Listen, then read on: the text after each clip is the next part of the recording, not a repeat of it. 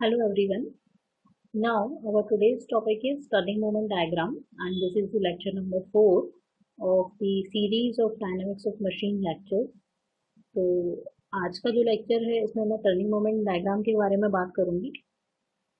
But इस lecture को शुरू करने से पहले एक बार हम जो मैंने लेक्चर नंबर 3 में जो आपसे डिस्कस किया था आपका जो फोर्सेस का जो एनालिसिस था उसके बारे में मैं आपसे एक बार बात कर लेती हूँ, जिससे कि आपका एक ब्रीफ रिवीजन हो जाएगा। उसके बाद फिर हम जो टॉपिक है हमारा टर्निंग मोमेंट डायग्राम वो शुरू करेंगे। ठीक है, तो एक बार मैं थोड़ा सा ब्रीफ रिव्यू कर देती हूँ लेक्चर का कि हमने लास्ट लेक्चर में क्या पढ़ा था, उसके बाद हम शुरू करते हैं। तो लास्ट लेक्चर में हमने ये जो फिगर है आपका various forces acting on the reciprocating parts of an engine, इसके बारे में हमने डिस्कस किया था। और यहाँ पे हमने फोर्सेस को कंसीडर करके बहुत सारी वैल्यूज हमने आइडेंटिफाई की थी। जैसे हमारा वैल्यूज आई मीन टर्म्स हमने आइडेंटिफाई की थी, जैसे आपका जैसे पिस्टन एफर्ट है, forces on the connecting rod है, आपका फोर्सेस निकाला था हमने। ठीक है, तो फर्स्ट हमने पिस्टन एफर्ट फाइंड आउट किया था। पिस्टन एफर्ट निकालने के बाद जो हमारी एक्सप्रेशन आया था पिस्टन एफर्ट का, वो हमारा आया था final expression Fp is equal to Fl plus minus Fi plus minus Wr minus Rf. Here Fl is the net load acting on the piston, Fi is the inertia force plus Wr, this is the weight of the reciprocating parts, and Rf is the frictional resistance.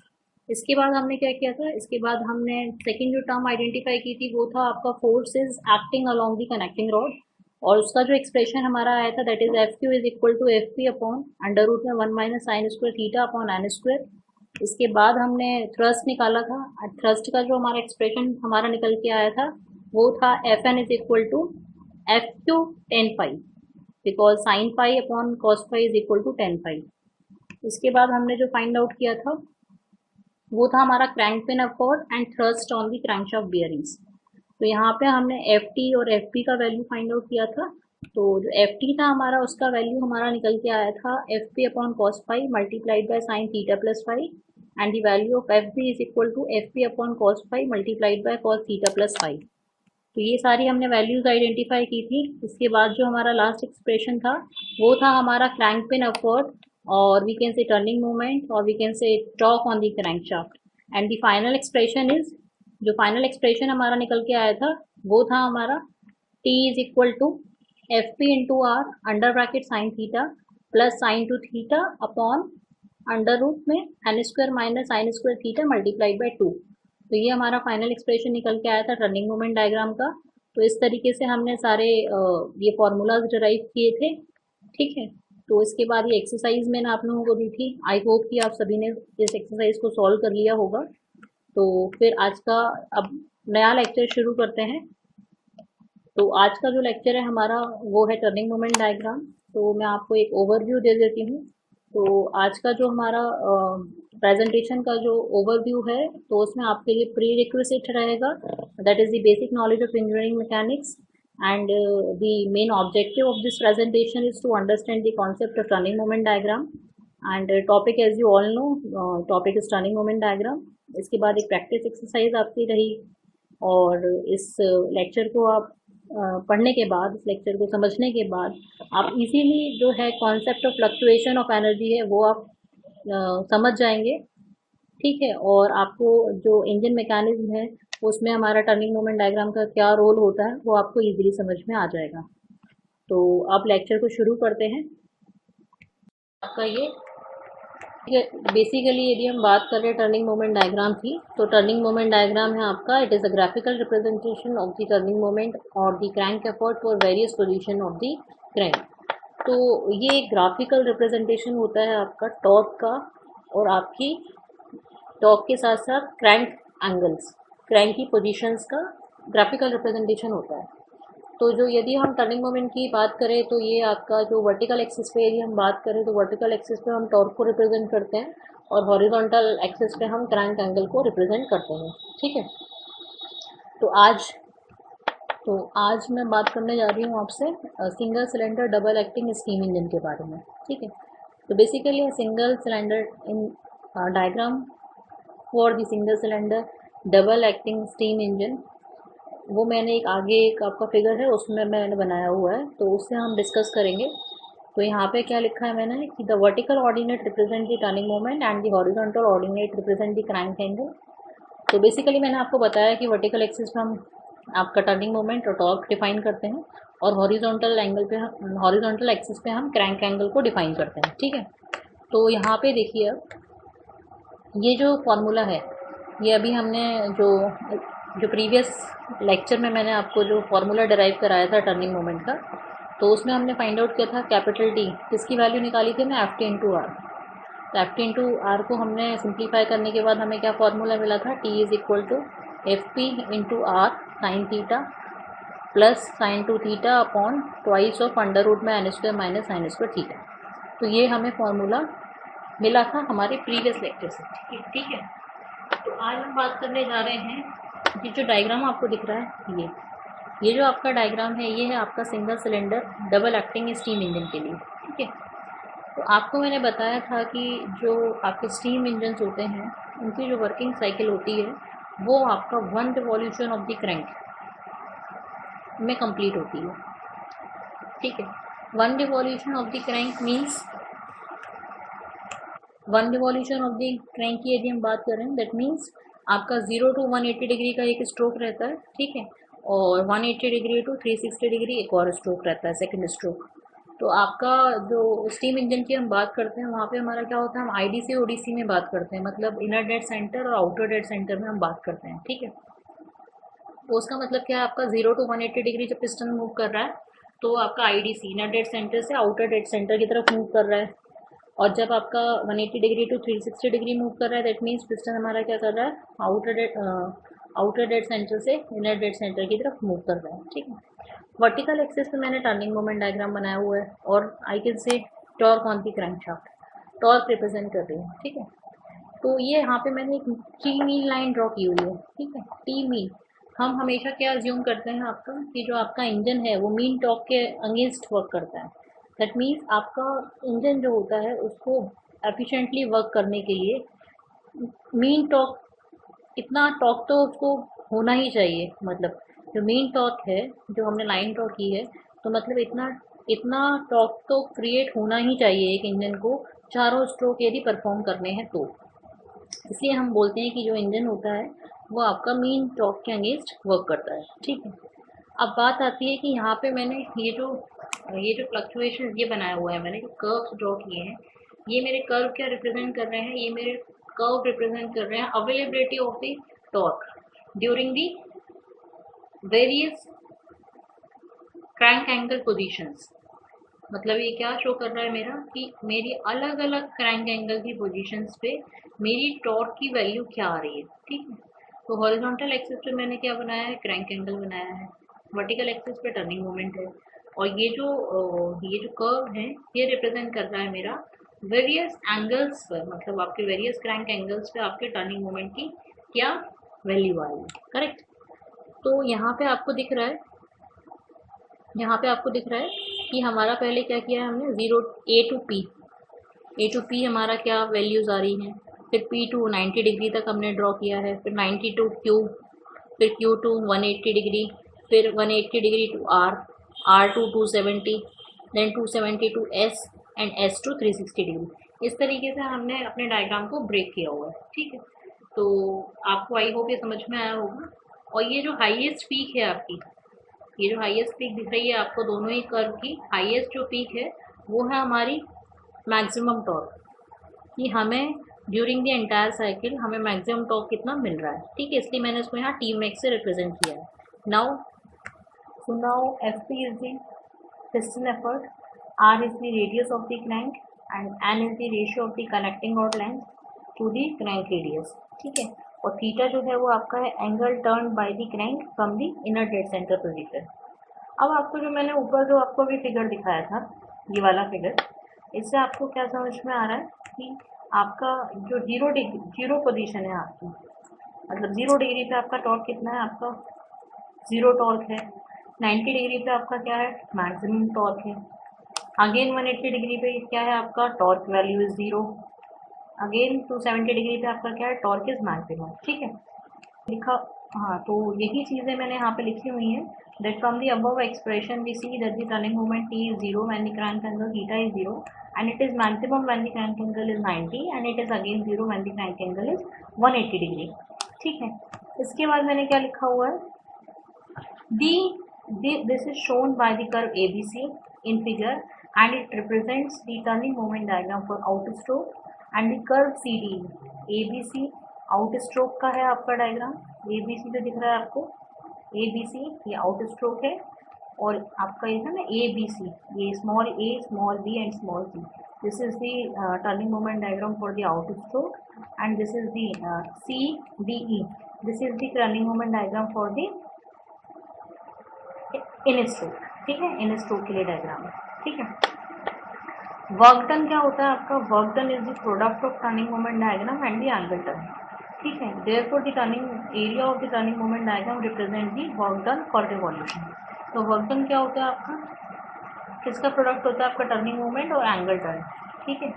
तो आपका जो area है turning moment diagram का वो क्या represent कर रहा है आपका, वर्क डन पर रिवॉल्यूशन। और रिवॉल्यूशन की हम बात क्यों कर रहे हैं, बिकॉज हमारा जो साइकिल है वो 360 डिग्री में कन्वर्ट हो रही है और 360 डिग्री में कन्वर्ट हो रही है, इसका मतलब क्या है, वो 1 रिवॉल्यूशन क्रैंक का कवर हो रहा है, ठीक है। अब बात करते हैं आपका, दोबारा से इसी डायग्राम पे आते हैं। तो इसी डायग्राम पे हम क्या बात कर रहे हैं, हमने ये बात कर लिया कि ये जो है हमारा ABC ये हमारा आउट स्ट्रोक के लिए है और CDE ये हमारा इन स्ट्रोक के लिए टर्निंग मोमेंट डायग्राम है। यदि हम बात करें आपका आउट स्ट्रोक के लिए, तो आउट स्ट्रोक के लिए यदि हम बात कर रहे हैं तो हमारा 0 डिग्री है ये पोजीशन पे और आपका टॉर्क भी 0 है। बी पोजीशन पे बात करें तो torque is maximum and the angle is 90 degree and 180 degree पे बात करें तो again torque is 0 and the crank angle is 180 degree. तो बेसिकली क्या होता है आपका, यदि हम इन जनरल बात करें तो आपका जो जब भी कोई इंजन वर्क करता है, ठीक है, तो क्या होता है कि आपकी कंडीशंस होती हैं कि जनरली हम बात करें तो यदि हम 2 स्ट्रोक के केस में बात करें या यदि हम 4 स्ट्रोक के केस में बात करें, हमेशा हमारे क्या होते हैं, हमारा पावर स्ट्रोक और वर्किंग स्ट्रोक हमारा एक ही होता है। पावर स्ट्रोक और वर्किंग स्ट्रोक का मतलब है कि जो हमारा इंजन जो पावर प्रोड्यूस करता है वो एक ही स्ट्रोक में पावर प्रोड्यूस करता है, ठीक है। बाकी के जो 3 स्ट्रोक्स होते हैं वो हमारे आइडल स्ट्रोक्स होते हैं, ठीक है। बाकी के जो 3 स्ट्रोक्स होते हैं हमारे आइडल स्ट्रोक्स होते हैं। आइडल स्ट्रोक्स का मीनिंग होता है कि बाकी के 3 स्ट्रोक में इंजन हमारा पावर प्रोड्यूस नहीं करता है, ठीक है। इंजन पावर प्रोड्यूस सिर्फ करता है एक स्ट्रोक में। बाकी जो 3 स्ट्रोक होते हैं वो कैसे परफॉर्म होते हैं, इंजन को पावर देनी पड़ती है। और हम कैसे पावर इंजन को देते हैं, इंजन फ्लाईव्हील से पावर लेता है, ठीक है। तो इंजन जब फ्लाईव्हील से पावर लेता है तो वो क्या होता है, इंजन वर्क नहीं कर रहा है, इंजन पे हम काम कर रहे हैं, इंजन पावर कंज्यूम कर रहा है, ठीक है। और जो आपका पावर स्ट्रोक होता है उसमें क्या कर रहा है, इंजन आपका पावर प्रोड्यूस कर रहा है, ठीक है, इंजन वर्क कर रहा है, ठीक है। अब क्या होता है कि यदि आपका इंजन वर्क कर रहा है, ठीक है, इंजन वर्क कर रहा है, इंजन पावर प्रोड्यूस कर रहा है, तो वो पावर स्ट्रोक है। तो सबसे अच्छी स्पेशलिटी क्या होती है, जो इंजन की जो साइकिल होती है उसमें क्या होता है आपका कि पावर स्ट्रोक के दौरान जब पावर स्ट्रोक परफॉर्म होता है तो इंजन इतना ज़्यादा पावर प्रोड्यूस कर देता है कि जो उसका मतलब जो स्ट्रोक है आपका, तो बाकी के जो स्ट्रोक्स होते हैं उसमें क्या होता है आपका आपका जो फ्लाईव्हील है वो पावर स्टोर कर लेता है। तो बेसिकली हम बोलते हैं कि फ्लाईव्हील जो है वो आपका पावर स्टोर कर लेता है। तो हम ये बात करते हैं, ठीक है।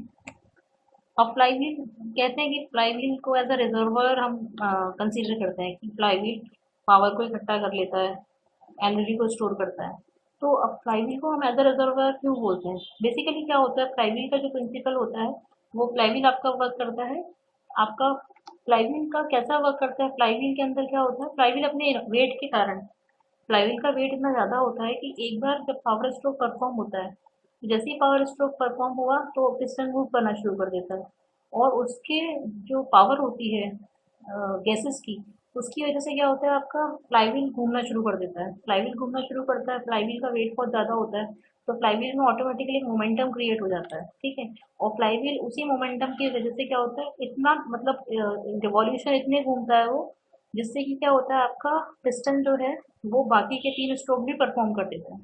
तो इसलिए हम बोलते हैं कि फ्लाईव्हील जो है वो एज अ रिजर्वायर वर्क करता है। ठीक है, तो आई होप आपको ये सब थोड़ा समझ में आया होगा। अब आपको यहाँ पे क्या दिख रहा है, आपको एक चीज़ समझ में आ रही होगी कि ये जो है हमारा ABC कर्व, तो ये टी मीन जो लाइन है हमारी, उससे ऊपर ऊपर हमारा कितना पोर्शन है, BBC, और कितना पोर्शन है, DDE। दोनों ही कर्व्स का हमारा कुछ पोर्शन आपका टी मीन लाइन के ऊपर है और कुछ पोर्शन ये CCD हमारा टी मीन लाइन के नीचे है। तो ये जो पोर्शन आपको दिख रहा है, कुछ ऊपर है कुछ नीचे है, यही चीज़ें हमारी फ्लक्चुएशंस कहलाती हैं। ठीक है, अब इसके बारे में डिटेल में बात आगे करेंगे। Basically we can say fluctuation of energy की यदि हम बात करते हैं तो basically difference in kinetic energies at the point is called maximum fluctuation of energy. तो आपका फ्लक्चुएशन क्या कहते हैं, आपका maximum energy minus minimum energy, तो उसको क्या बोलेंगे, आप फ्लक्चुएशन की बात करोगे, फ्लक्चुएशन कितना आ रहा है। ठीक है, तो अब यहाँ पे हम बात करते हैं the fluctuation of energy may be determined by the turning moment diagram for one complete cycle of operation. Now we see that the mean resisting torque line AF cut the turning moment diagram at point B, C, D and E when the crank moves from A to P and the work done by the engine is equal to the area ABP, whereas the energy required is represented by the area AABP. In other words, the engine has done less work equal to the area AAB than the requirement. This amount of energy is taken from the flywheel and hence the speed of the flywheel decreases. Now the crank move from P to Q. ठीक है, तो यहाँ पे देखो basically ये क्या कहना चाह रहा है, ये आपको ये समझाना चाह रहा है कि हमारा जब पिस्टन आपका कितना मूव किया, 0 to P तक हमारा मूव किया। ठीक है, जब हमारा 0 to P तक मूव किया तो हमारा कितना वर्क डन किया, आपका ABP इतना हमें वर्क डन मिला इंजन से। And what is the requirement of the engine, engine की रिक्वायरमेंट क्या थी, इंजन की रिक्वायरमेंट थी AABP। हमने बताया आपको अभी कि जो इंजन होता है वो मीन रेजिस्टिंग टॉर्क के अगेंस्ट वर्क करता है। ठीक है, तो इंजन की रिक्वायरमेंट थी AABP, बट इंजन ने काम कितना किया, ABP। तो अब क्या करेंगे, अब इतना इंजन ने तो रिक्वायरमेंट से कम काम किया, तो इतना पावर कहाँ से लेके आएंगे, इतना एनर्जी कहाँ से आएगी, तो फिर कहाँ से एनर्जी मिलेगी, फ्लाईव्हील से। तो क्या करेगा, फ्लाईव्हील एनर्जी देगा, तो फ्लाईव्हील की स्पीड डिक्रीज हो जाएगी। ठीक है, बट इंजन अपना काम मेंटेन कर पाएगा। आगे मूव करते हैं P to 90 डिग्री। जब क्रैंक की पोजीशन P to 90 डिग्री है आपका, तो क्या हुआ, हमारी रिक्वायरमेंट क्या थी, this area is the requirement, या मैं ये बोलूँ P to Q जब इंजन आपका क्रैंक मूव कर रहा है P to Q, तो हमारा रिक्वायरमेंट क्या थी, हमारी रिक्वायरमेंट थी PBCQ, हमारी ये रिक्वायरमेंट थी। बट हमें पावर कितना मिला, इंजन ने कितना काम किया, इंजन ने जो वर्क डन किया वो किया PBCQ। तो मतलब यहाँ पे हमारी रिक्वायरमेंट से ज़्यादा पावर प्रोड्यूस हुई, मतलब this is the excess energy BBC। तो ये हमें एक्सेस एनर्जी मिली, तो वो कहाँ स्टोर हो गई, फ्लाईव्हील। तो फ्लाईव्हील दोबारा से अपनी स्पीड मेंटेन कर लेगा। नाउ ड्यूरिंग Q2R में क्या हुआ आपका, कि आपकी रिक्वायरमेंट क्या थी, QCDR, this is our requirement, और हमें कितनी एनर्जी मिली, CCD, ये हमें एनर्जी मिली जो कि हमारी रिक्वायरमेंट से बहुत कम थी। तो फिर अगेन क्या करेगा, फ्लाईव्हील से हमें पावर लेनी पड़ेगी। ऐसे ही होगा आपका R2S जब मूव किया तो क्या हुआ, यहाँ पे क्या हुआ, फ्लाईव्हील ने एनर्जी स्टोर की, बिकॉज यहाँ हमारा जो रिक्वायरमेंट थी दैट इज RDES, रिक्वायरमेंट हमारी कम थी और हमें जो एनर्जी जनरेट हुई वो हमारी ज़्यादा हुई। और कितनी ज़्यादा हुई, जो DDE जो कर्व दिख रहा है आपको, ये एक्सेस एनर्जी प्रोड्यूस हुई।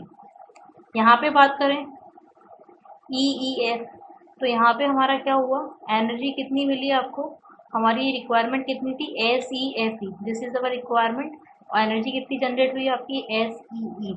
तो डेफिशिएंट कितना रहा आपका, EFE, इतना डेफिशिएंट रहा। तो ये एनर्जी हमें कहाँ से मिली, ये फ्लाईव्हील से मिली। तो बेसिकली ये साइकिल क्या रिप्रेजेंट कर रही है, फ्लक्चुएशंस रिप्रेजेंट कर रही है कि कब हमें फ्लाईव्हील से एनर्जी लेनी पड़ी और कब फ्लाईव्हील ने एनर्जी स्टोर की। So basically, whole cycle is representing the fluctuations of energy during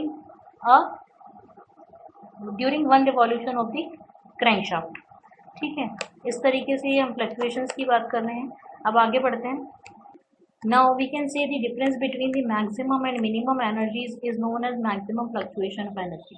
तो जैसे ही जो आपकी मैक्सिमम एनर्जी है और जो मिनिमम एनर्जी है उनका आप डिफरेंस फाइंड आउट करोगे तो वो क्या कहलाता है आपका मैक्सिमम फ्लक्चुएशन आपका कहलाता है एनर्जी का। ठीक है, आगे बढ़ते हैं। अब बात करते हैं आपका turning moment diagram for 4 stroke IC engine. IC that means internal combustion engine. अब 4 स्ट्रोक इंजन के बारे में बात करते हैं। तो आपको पता है 4 स्ट्रोक इंजन में आपके 4 स्ट्रोक्स होते हैं, suction, compression, expansion and exhaust. तो 4 स्ट्रोक की हम बात करते हैं। अब इसकी साइकिल देखते हैं, यहाँ पे हम फ्लक्चुएशंस की बात कैसे करते हैं। तो बेसिकली जो आपकी साइकिल होती है वो 720 डिग्री में कंप्लीट होती है और हम कह सकते हैं 4 पाई radiance. 4 pi, 1 pi is representing 180 degree. ठीक है, तो आपका 180 मल्टीप्लाइड बाई 4 दैट इज 720। तो 2 रिवॉल्यूशंस ऑफ द क्रैंकशाफ्ट की हम बात करते हैं। ठीक है, और इसको कैसे हम डिफाइन करते हैं देखिए, यहाँ पे क्या लिखा है आपका, since the pressure inside the cylinder is less than the atmospheric pressure during the suction stroke therefore a negative loop is formed as shown in the figure. Basically क्या बोल रहे हैं कि जो आपका प्रेशर होता है इंजन सिलेंडर के अंदर वो क्या होता है, कम होता है एटमॉस्फेरिक प्रेशर से, इसलिए क्या होता है आपका नेगेटिव लूप फॉर्म होता है। बेसिकली आपको दिख रहा होगा यहाँ पे ये सक्शन है आपका, ये compression. 0 to pi is representing suction stroke, pi to 2 pi is compression, 2 pi to 3 pi is working stroke और we can say power stroke, and 3 pi to 4 pi is exhaust stroke. And vertical axis पे आपका torque की बात कर रहे हैं। आपको बताया मैंने कि जो इंजन होता है वो मीन रेजिस्टिंग टॉर्क के अगेंस्ट वर्क करता है, तो मैंने यहाँ पे टी मीन लाइन ड्रॉ की हुई है। ये टी मैक्स है। जो आपको पावर स्ट्रोक वर्किंग स्ट्रोक है वहाँ पे आपको मैक्सिमम पावर क्रिएट, मैक्सिमम आपका पावर जनरेट होगा पावर स्ट्रोक के दौरान और वर्किंग स्ट्रोक के दौरान। तो आपका जो मैक्सिमम टॉर्क हमें मिला है वो 3rd स्ट्रोक में मिला है। यहाँ पे ये लूप जो है थोड़ा सा आपका ये नेगेटिव है, देन ये पॉजिटिव है। Why this is negative and positive due to the pressure difference between the engine cylinder and the atmospheric pressure. Pressure difference के कारण क्या है आपका ये स्टार्टिंग का जो लूप है थोड़ा सा नेगेटिव है, then it becomes positive. Compression में आपका क्यों पूरा नेगेटिव है, क्योंकि कंप्रेशन में हमें गैसेस पे काम करना पड़ता है, हमें गैसेस को कंप्रेस करना पड़ता है, इसलिए यहाँ पे नेगेटिव लूप पर परफॉर्म हो रहा है। Working stroke is positive because working stroke में क्या होता है आपकी पावर प्रोड्यूस होती है। ठीक है, इसलिए वर्किंग स्ट्रोक में हमें मैक्सिमम टॉर्क मिलता है। और यहाँ पे कंप्रेशन स्ट्रोक में क्या होता है हम फ्लाईव्हील से एनर्जी एब्जॉर्ब करते हैं और गैसेस को कंप्रेस करते हैं, इसलिए हमारा नेगेटिव स्ट्रोक है। लास्ट में क्या है आपका ये है आपका एग्जॉस्ट स्ट्रोक। एग्जॉस्ट स्ट्रोक भी स्टार्टिंग में क्या है आपका नेगेटिव है, बिकॉज हमें यहाँ पे भी क्या होता है जो बर्न गैसेस होती हैं जब वो सिलेंडर के बाहर जाना शुरू कर दिए तो वहाँ उन गैसेस पे स्टार्टिंग में हमें वर्क करना पड़ता है उन गैसेस को बाहर भेजने के लिए। और एक बार जब उनका एक बार जब उनका प्रोसेस क्रिएट हो जाता है तो वो ऑटोमेटिकली बाहर सिलेंडर के जाना शुरू कर देती हैं, इसलिए बाद में हमारा क्या है आपका पॉजिटिव लूप है। तो इस तरीके से ये जो साइकिल है आपकी 4 स्ट्रोक इंजन के लिए वो इस तरीके से कंप्लीट होती है। ठीक है, तो आई होप आपको समझ में आया होगा। Now I am moving towards the. तो बेसिकली अब थोड़ा सा रिकॉल कर लेते हैं कि आज के लेक्चर में हमने क्या क्या डिस्कस किया। तो आज के लेक्चर में बेसिकली हमने टर्निंग मोमेंट के बारे में डिस्कस किया है कि टर्निंग मोमेंट क्या होता है, टॉर्क क्या होता है, फ्लक्चुएशंस ऑफ एनर्जी क्या होते हैं, आपका 4 स्ट्रोक इंजन में कैसे काम करता है फ्लक्चुएशंस, आपका 2 स्ट्रोक इंजन में और वीकेंड से आपका जो आपका स्लाइडर क्रैंक मैकेनिज्म होता है बेसिकली, और स्टीम इंजन का जो केस होता है वहाँ पे आपका कैसे वर्क करता है आपका ये टर्निंग मोमेंट डायग्राम की कैसे स्टडी कर सकते हैं, फ्लक्चुएशंस कैसे होते हैं, कैसे आपका हम फ्लक्चुएशंस को डिटरमाइन करते हैं, फ्लाईव्हील की वर्किंग क्या होती है, ये सारी चीज़ें हमने इस लेक्चर में आज के डिस्कस की हैं। ठीक है, और तो अब इस लेक्चर को डिस्कस करने के बाद आई होप आपको कुछ क्वेश्चंस दिमाग में क्लियर हो गए होंगे। सबसे मेन कंफ्यूजन स्टूडेंट्स को रहता है कि फ्लाईव्हील कैसे वर्क करता है, कैसे flywheel as a reservoir work करता है। तो आई होप आपको इस लेक्चर में वो क्वेश्चन भी क्लियर हो गया होगा। तो यहाँ पे कुछ क्वेश्चंस हैं ये, तो इन क्वेश्चंस को अभी एक बार रीड आउट करिएगा और उसको खुद ही अपने दिमाग से सॉल्व करने की कोशिश करिएगा। आई होप आपको आज के लेक्चर को समझने के बाद ये क्वेश्चंस के आंसर इजीली मिल जाएंगे, तो एक बार आप ट्राई करिएगा।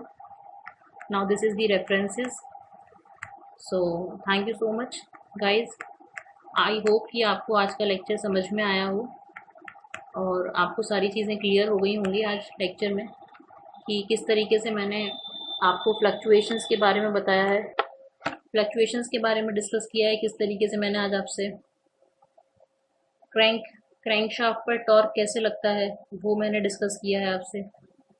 तो एक बार मैं आपको एक्सरसाइज में दिखा देती हूँ। ये 4 क्वेश्चंस मैंने आपको दिए हैं। Draw the turning moment diagram for a single cylinder double acting steam engine. Explain precisely the uses of turning moment diagram of reciprocating engines and also discuss the turning moment diagram of multi-cylinder engine। तो ये सारे ही question आपको clear हो गए होंगे आज। तो एक बार इसको आप सॉल्व करके देखिएगा। तो आई होप आपको समझ में आ रहा होगा। और ये जो है आपका मल्टी सिलेंडर इंजन, अभी मैंने जो आपसे डिस्कस किया था वो सिंगल सिलेंडर के बारे में ही डिस्कस किए थे और एक आपका डबल सिलेंडर का था। तो मल्टी सिलेंडर का केस भी सेम होता है, बस थोड़े से स्लाइटली चेंजेस होते हैं। तो एक बार आप समझने की कोशिश कीजिएगा। So guys thank you so much. I hope आपको समझ में आया होगा। Thank you so much.